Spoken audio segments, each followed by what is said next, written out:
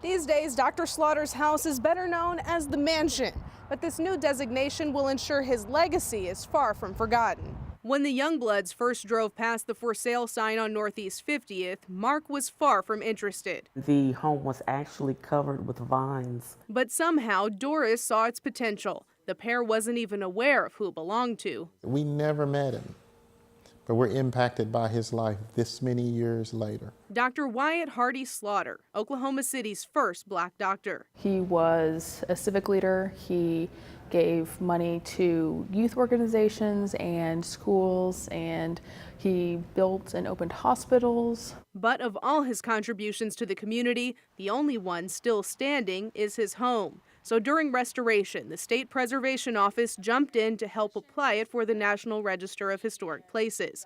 The history is apparent everywhere you turn, showcasing many original and specially designed features. They thought of everything. There's even a laundry chute that goes down to the basement. And the doctor shared his space with the world. He could have had, big fences and bars all around his place and said, the rest of everyone else, you stay out.